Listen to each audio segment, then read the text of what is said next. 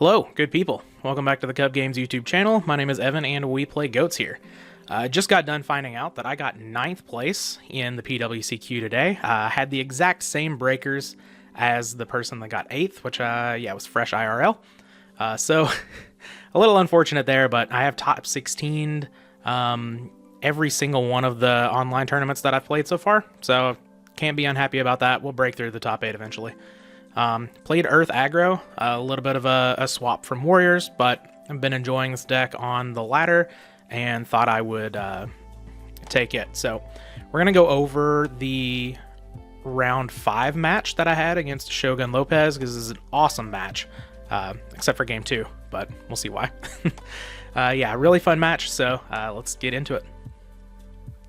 Alright, so we've got the match here against Shogun Lopez. This was streamed the entire match, so if you want to go check it out from Fancy Diesel's perspective on the goatformat.com YouTube channel, go ahead and go for that. But I'm just going to be covering it from my perspective, of course, because I can't really cover it from Shogun Lopez's perspective. Words are hard. But opened up a handful of monsters. Like I said before, as a warrior player, this usually scares me, but it's kind of what you want with this deck. That's why it plays a higher monster count as an aggro deck. And we have two, we have the Rock Spirit, we have Gigantes, so we have special summonable monsters. We're not just oh no, I can only summon one of these a turn. We've got some stuff going here. And so I know my opponent is on Chaos Turbo, because I saw some of the replays from earlier in the tournament. So I don't hate this. So what I opt to do is play the Assailant, set the Trap Dust Shoot. And I think this is fine. You can make the argument that I want to play DD Warrior Lady first, but I think putting an Earth on the board, knowing that I have the Rock Spirit and Gigantes in hand, is a good reason to play the Assailant. There's also the fact that I have a Trap Dust Shoot, so I don't care if my opponent has a Sangan. If I have to run level 2 into it, then that's perfectly fine. We can send back whatever they get off of the Sangan. And also, DD Warrior Lady is a bit better at being a proactive answer to things, such as BLS, Chaos Sorcerer, or whatever. So, I'd rather just hold that until later, in case I need it, because it can get rid of defense position, BLS and Chaos Sorcerer. DD Assailant can obviously attack into one that's in attack position, but knowing my opponent is very good, there's a good chance that we don't see a lot of that if the Chaos Sorcerer or the BLS is going to be banishing. So don't hate this opening. I do a little weird thing. I don't activate the Trap Dust Shoot. Reason for this is the only reason that you want to go ahead and do it is if the opponent has exactly Thunder Dragon or Sinister Serpent in hand. But I'm fine with them just maybe playing out a Breaker, playing out an MST here, and just getting a little extra value. So my opponent does have the Thunder Dragon, so we know there are 2 Thunder Dragons in hand. That's fine. Also, with this deck, you don't care about Thunder Dragon necessarily as much, because you're just looking to kill as quickly as possible. So I'm perfectly fine with this decision. Opponent does have 4 cards in hand. Still not going to activate. Want to wait for my opponent's turn. Obviously, they could, activate a Raigeki Break or something, but they're going to be drawing up to 5, so they have to have, 2 ways to clear a card out of their hand for me to not be able to Trap Dust Shoot here. So I think I'm okay with this. I actually draw a Rhoda, which is nice, since my opponent played 2 back row. I would imagine that they know that I'm on Earth at this point, just because replays are readily available to everybody. So perfectly fine with drawing this Rhoda here. I can go get an Exiled Force and be able to clear the face down monster. Again, if it's a Sangan, that's fine because I held my Trap Dust Shoot. But if it's something else, then that's even better. So summon Exiled Force, sack it, we get a Gravekeeper's Spy. Awesome. So now, no reason to summon out the Rock Spirit or Gigantes into potential Torrential Tribute or Mirror Force. I know a lot of the Chaos Turbo lists have decided to not main Torrential, but there's still no reason to run into Mirror Force here, I don't think. We know 2 cards in our opponent's hand are Thunder Dragons, and we're going to see the rest of it, so we can kind of just go based off of, whenever we get some more information, what we want to do, if we want to be more aggressive or not. But we get in for 1700. That's good for me. Now I activate the Trap Dust Chute. And we see a hand of Jar of Greed, Nobleman of Crossout, Thunder Dragon, Chaos Sorcerer. Fantastic. So the Jar of Greed obviously is just going to be a random card. The Nobleman's useless, the 2 Thunder Dragons are useless, and we can just send back this Chaos Sorcerer so that we don't have to deal with that right now.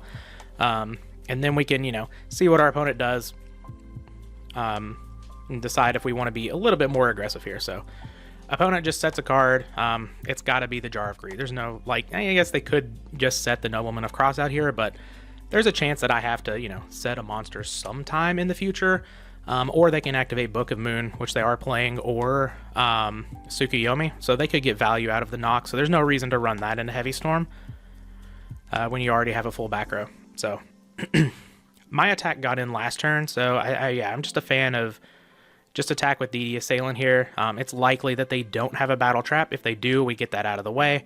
And then we know there's only one other back row that's sort of worth something here. So opponent draws, activates the Jar of Greed. They draw into another Chaos Sorcerer, which, we did shuffle it back in. It could be on the top. But this isn't really that big of a deal. We have Smashing Ground to deal with it. We do have Exile Force in the graveyard, so we do have an Earth so that we can put down either Rock Spirit or Gigantus if we want to. We also have DD Warrior Lady as a backup for anything. And then we still have this Mystic Swordsman level 2 in case the opponent starts setting monsters after the Chaos Sorcerer. So feel all right about this position. Opponent does set a monster. I draw MST, which is interesting. So I can fire this off. My opponent did activate the Jar of Greed, which tells me, maybe they don't have another one face down there, but I think it's fine to just not do that. I think I'm in a good position. I don't think there's a reason to really give up any potential advantage to the opponent when we don't have to. I also have a read that we don't really have any battle traps back there. So if the opponent wants to flip a Torrential here, that's perfectly fine with me.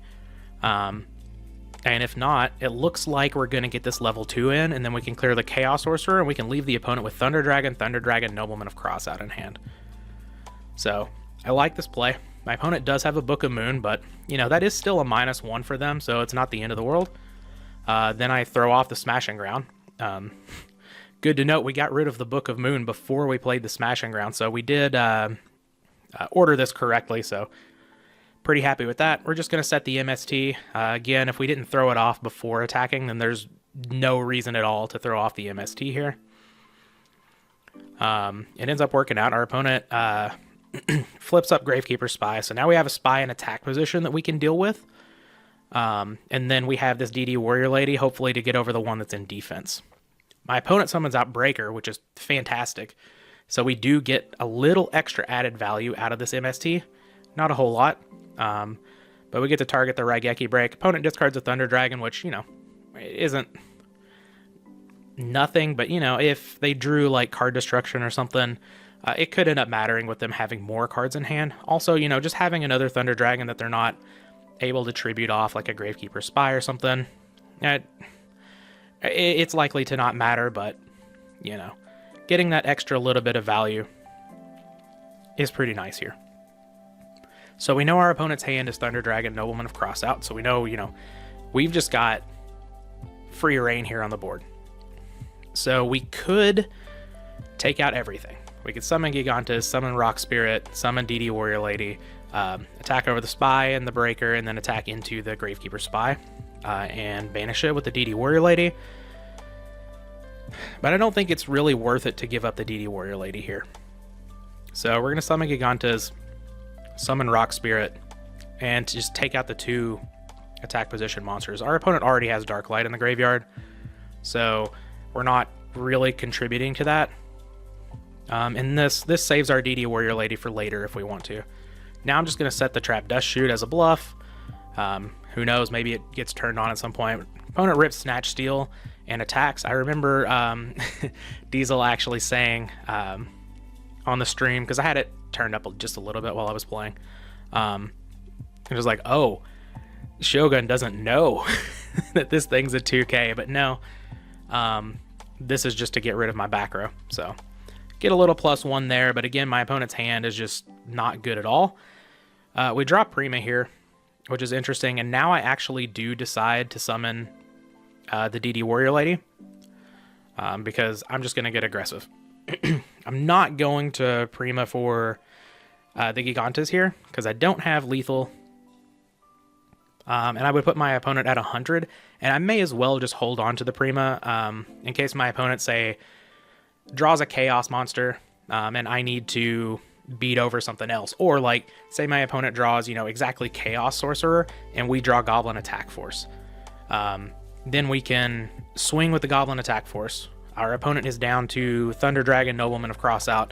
On the next turn, we could Prima it, and then we could go for game. So I'm perfectly fine with not putting my opponent to 100 here, because there's not really any difference. I guess the difference is, like, I put my opponent to 2,000, so it's out of range of, like, them just drawing a removal for Rock Spirit and me getting Gigantes back, but, like, any monster off the top wins the game. And, of course, we have quite a few of those. So here comes Tsukuyomi, which is annoying. They're going to attack the Rock Spirit. They leave Tsukuyomi, Knock, and Thunder Dragon in hand. Here I am going to opt for a Prima on the Gigantes. It does force them to use Tsukuyomi plus Nobleman of Crossout if they want to clear it with the cards that they currently have. And now I am just going to put them to 100 because this makes any monster in my deck lethal.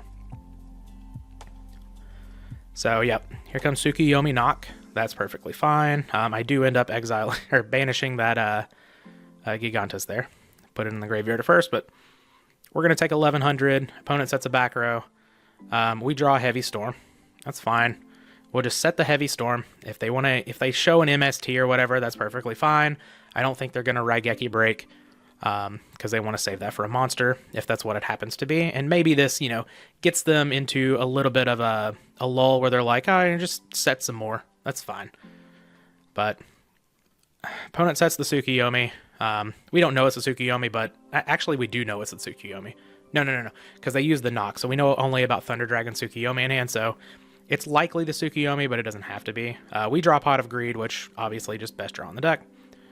And we go into Giant Rat, Goblin Attack Force. So, one Nobleman of Crossout is gone. Opponent likely has another one in their deck. Would imagine they're playing two. So we have the option of set Rat, play Goblin Attack Force, and attack. If we attack with the Goblin Attack Force and it is the Tsukuyomi, they flip it down and we can actually flip it back up on the next turn. So I think that's actually better than just summoning the Giant Rat. We clear the Tsukuyomi, get it out of the way.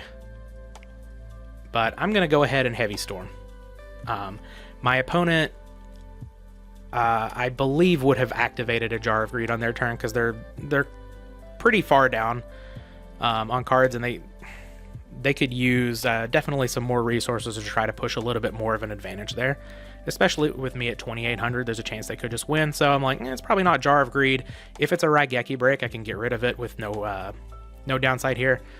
So just Heavy Storm, summon the Goblin Attack Force. It's not Tsukuyomi. I think I said it was Tsukuyomi because it showed sort of the 1100, 1400, but that's backwards. It is a Dekoichi, so that's fine. Hopefully, our opponent just summons the Tsukuyomi, attacks over the Gaff, and passes. But they set a back row. They set a couple of back row with a monster, so we know that one is Tsukuyomi. So here I just decide I'm just going to set the call, set the Giant Rat. If they draw another Nobleman, they draw another Nobleman. Maybe that makes them try to get aggressive here. They take out my face down, they attack my Goblin Attack Force, and then on my turn I can just flip this Call of the Haunted and hopefully kill them. But we're playing a little bit conservative. We've got the opponent on the ropes at 100, but we don't have really any clear shot to victory. Here I draw Ring of Destruction. I'm like, okay. We can make that work. So Goblin Attack Force is going to get switched to attack. I'm just going to attack. If my opponent has a Battle Trap, then I can utilize Call of the Haunted and Ring of Destruction to try to win the game. If they take out this Goblin Attack Force, I can just flip up the Giant Rat and set Ring of Destruction. And then I just have to play potentially around like more Book of Moons or whatever, but I think this is a fantastic position to be in. And it kind of forces the opponent's hand a little bit, because like now if this is the Tsukuyomi, which we know it is, it sets the Goblin attack force. So we can just flip that right back up. I am going to opt to set the ring. I do have the Rock Spirit in the grave, so I don't feel like I need to flip up a monster into Torrential here. Torrential, yeah, Torrential is not gone. My opponent sets another monster. Move to my turn. We'll draw Rhoda, which, if you look, Exile Force and level 2 are both gone, so Rhoda's kind of meh here, as far as getting over that face down. But here I'm just going to flip up the Goblin attack force. If my opponent Torrential's here, you know, it's fine. We have Call of the Haunted. And then I'm just going to attack. We have the Ring of Destruction, so there's no reason really to do a whole lot here. Again, if my opponent has a Battle Trap, I can just bring back this Goblin attack force, continue attacking. How many spies are gone? Yeah, all 3 of the spies are gone, so this Goblin attack force is going to take out whatever it attacks. I guess it would take out the spy as well, but here I'm going to Call of the Haunted.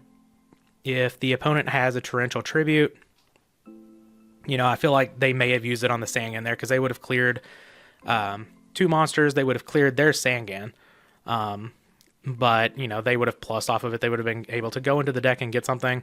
They clearly don't have any Battle Traps, so I'm thinking, you know, there's likely not a Torrential back here. But I guess they could have held on to it, because I could have had some sort of extension play there, but I feel like they don't have any sort of Battle Trap here, and I feel like they don't have the Torrential, so we're just going to get aggressive. We get the Rock Spirit, it attacks in, we win the game. So, and we also had the ring back up there as well, so if the opponent did have something, we could just flip ring. And then we did have another Rhoda in hand, so cool. We get game 1. I went back and forth on how I sided in this. I realize now I didn't hit F11, so this kind of looks not as good as it could. But whatever. Not the biggest deal in the world. I see this hand, I'm like, okay, we have an Exiled Force with an Ejection Fairy Lily and a ring. We can win very quickly. Opponent starts on Pot of Greed, Delinquent Duo, and, you know, hit the brain control. I got rid of the Smashing Ground. It's like kind of the worst card in this matchup. I really want to keep my Exiled Force, because if my opponent has a Magician of Faith, that's just game.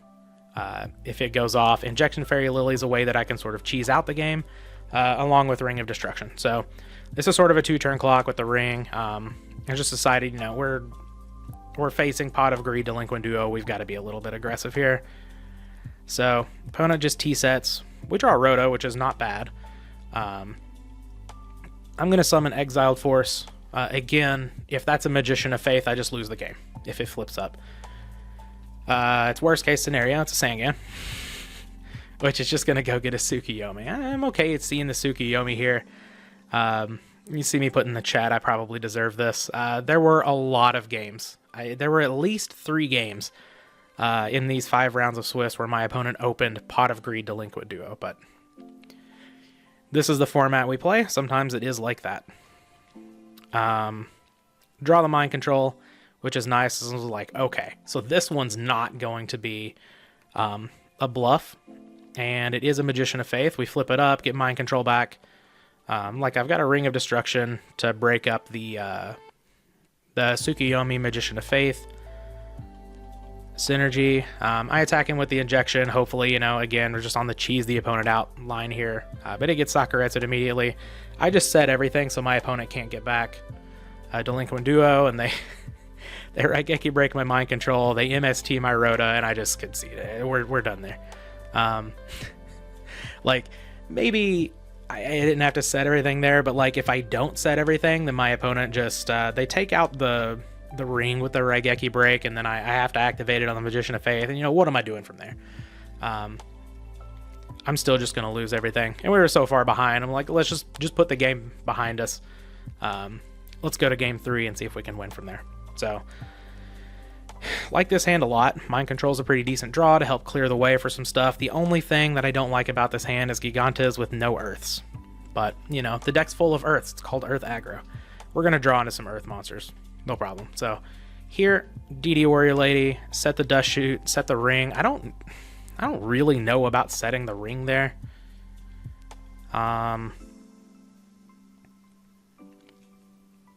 Yeah. It's probably fine, right?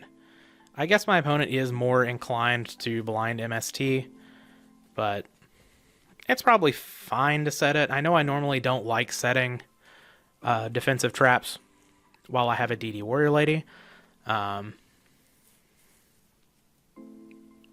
But it's probably a minor thing. I trap Dust Shoot here. See my opponent's hand, it's very good. We have a Serpent, a Spy as the 2 cards I can take, and then we have a Book of Moon, Card Destruction, Delinquent Duo, and Swords. So I'm like, we're going to get duoed again, which feels really bad, but, you know, we have an answer to this Spy. We have a Mind Control if we really want to take it and flip it up for no value. We have DD Warrior Lady. We have Ring of Destruction that can take it out eventually. We just have to play around this Book of Moon. So I'm thinking, you know, my opponent has Card Destruction in hand, and they kind of want all of these cards. So if I take the Sinister Serpent, that kind of makes Card Destruction sort of dead. And then we just have to, you know, we just have to play through this Swords. Duo's going to be doing its duo stuff. And we have answers to this Spy here. It was very interesting being able to hear the commentary just a little bit. Diesel wasn't really saying, you know, what plays should be made and stuff like that, which is fine. But I had, like, of course they don't know my hand or the set or whatever, and I'm playing a little just sort of off standard there, I guess, by taking the Serpent, because it doesn't appear that just immediately it appears like Spy might be a problem, because it sort of is for these decks if you don't have a Goblin Attack Force, something like that. But I like the play that I made. The opponent, Delinquent Duos, hits the Mind Control. That's fine. I'm going to get rid of the Gigantes. I don't have another Earth monster, so I may as well keep this Tribe, because Tribe is another out to Gravekeeper Spy. Obviously, I still have to play around the Book of Moon, but this is fine. I'm just going to summon DD Assailant and pass. I know that's likely a Book of Moon down. I know my opponent's going to have Swords of Revealing Light and Card Destruction in hand. And like, I just don't care about the Card Destruction. So really, I'm just trying to maneuver myself into a position where I can use this Tribe and then bait out the Book of Moon and then Ring of Destruction, the Spy that the Book of Moon targets. And I want my DD Assailant because that's going to push through a whole bunch of damage. And if my opponent's not playing the Swords, there's a good chance they just might not, because they're thinking, you know, we can sit behind the Spy for a while as the defense, and then I can just pull a surprise and hopefully, you know, OTK out of nowhere. My opponent's going to flip Spy, which seems like an odd play, but again, they do have this Book of Moon, so I can't, like, ring it or anything. So I think that's an interesting play. It does, it plays around me drawing, like, Nobleman of Crossout or another Mind Control or something like that. So I actually do like that play. I draw Goblin Attack Force. I'm like, okay, we have another answer to Spy, and I can summon this out. I can attack the face the attack position Spy with the Goblin Attack Force. So that means, you know, if they Book of Moon, that's fine. We still get rid of a Spy. We can still deal with the 2 Spies. We still have this Tribe Infecting Virus, but they may be incentivized to not, because the Goblin Attack Force is going to go to defense. They lose their Spy. They just lose 1,100 life points. They're still walling my entire board. They can attack over my Goblin Attack Force with this other Spy if they really want to, and they do still have Swords of Revealing Light in hand. So I'm feeling like, you know, my opponent's not going to make that play with the Book of Moon, and if they do, we could, you know, if we really wanted to, we could just flip the ring here and get a nice little replay, but they take it. I attack into the face down with the DD Warrior Lady. It's Sangan. I actually sit and think for a while. I'm like, do I really want to give up the DD Warrior Lady? But then, you know, I'm thinking my opponent has Card Destruction in hand. I really don't want them to play it because I want to keep this Tribe, honestly. But it's kind of looking like I may have an irrelevant card in hand, because we've had a good spot for Tribe to come down and try to take out the Gravekeeper Spy, but I'm playing a little bit off the standard, just kind of holding, waiting for my position to really go in. My opponent does move Spy to attack, They attack over the Goblin attack force. That makes a lot of sense to me. Upstart Goblin comes down, so we gain 1,000. We're at 9,000, and my opponent, again, doesn't play the Swords of Revealing Light. So I draw Breaker. I'm like, yes. I can bait out this Book of Moon, and I can get in for a bunch of damage, and I get to keep my tribe. Okay, awesome. So here, I'm just going to summon out the Breaker, put the counter on it, not activate the Breaker. I want more damage, thank you. I'm going to attack with the DD Assailant.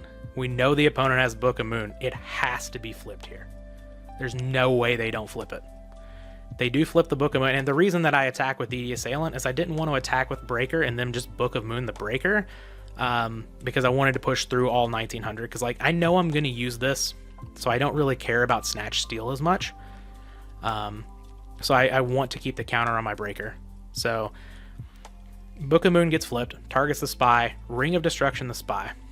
So they take 1,200 down to 4,700, and then they take another 36. So opponent's down to 3,000 life points. Not 36, is it? Yeah. Opponent's down to 1,100. That's right. They just missed the next one. So opponent's down to 1,100. We have a tribe in hand. If they don't play Swords of Revealing... Well, even if they play Swords of Revealing Light, I have this Breaker that can take care of that. So we know about what? We know about swords and card destruction. That's it, right? Yeah, we don't... Do we know about this Sinister Serpent? We don't know that they drew Sinister Serpent. Okay. But they don't have a light in the graveyard either. So, like, worst case scenario, they have a Thunder Dragon BLS. They attack over our stuff. We summon Tribe and kill them. Unless they play the swords, of course. But feeling very good about this. So, opponent's going to play the card destruction. We lose the Tribe, but they lose their swords. They lose their BLS, too. Unfortunately, they did draw a Sinister Serpent, so... We draw Goblin attack for us. I'm like, okay, that could be much worse. Obviously, my opponent summons Tsukuyomi, sets the Breaker. That's kind of annoying.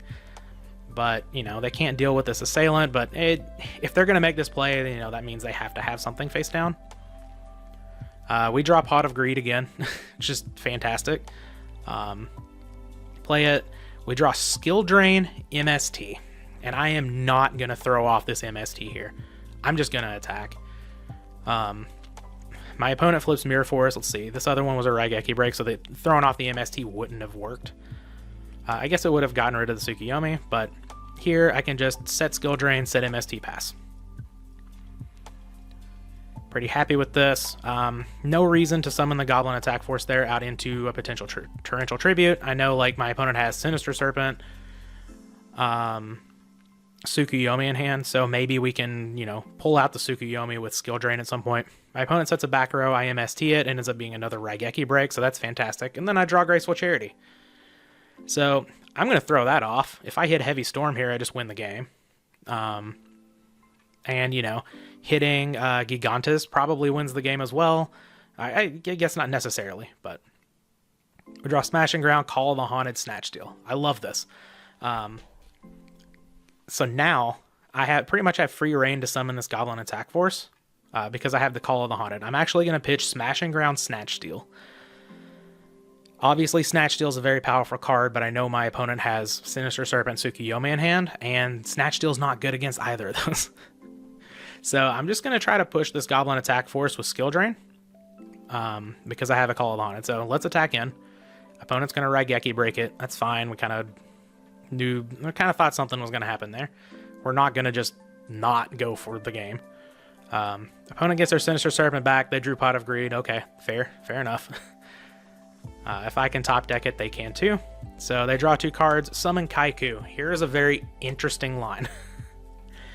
So my opponent attacks with Kaiku. Here's my graveyard.